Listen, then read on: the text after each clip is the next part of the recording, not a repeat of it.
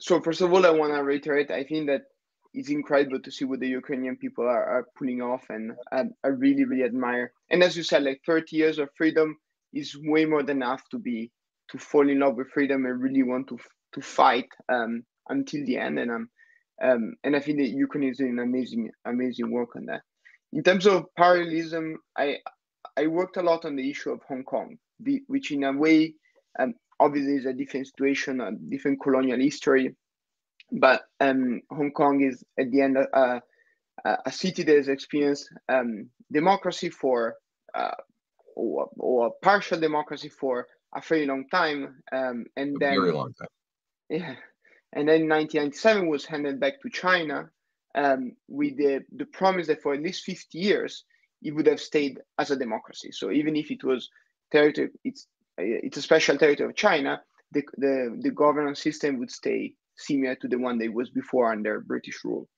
And then, as many of us might have read, in less than 20 years, the situation completely deteriorated, and now Hong Kong is way closer to a normal like Chinese city without any freedom of expression, freedom of speech, or political rights, compared to and completely different to what it should have been.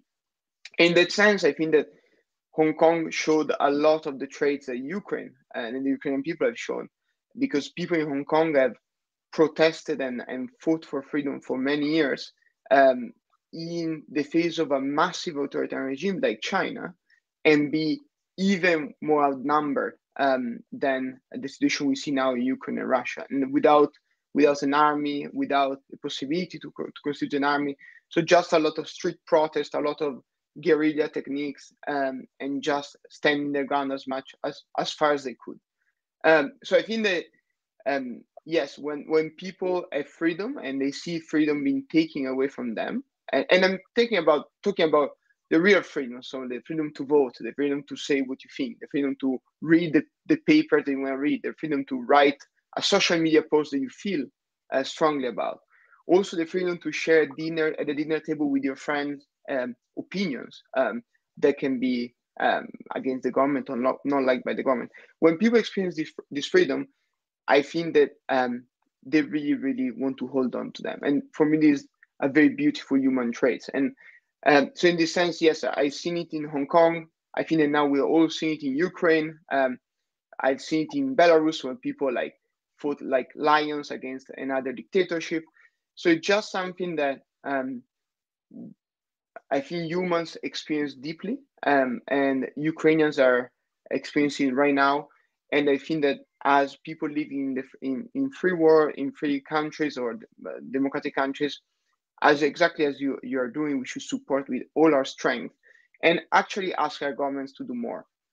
Because as I said in my initial speech, I think democratic governments have had some kind of positive support for the Ukrainian struggle, and that we have helped in a way, but much more can be done, and we don't have to see always to wait until the situation gets very bad to go the extra step. So, for example, now in the European Union, people are talking about an oil sanction against Russia, but it's not happening. It's been on the top liner for like 2 weeks, 3 weeks, but it's not happening.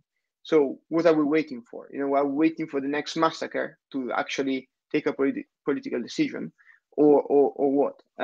So I think these are the, the big items that are still on the agenda. And then while Ukrainians are fighting bravely for freedom, us that live in like countries that are still safe and where we can say what we think, we should really do more.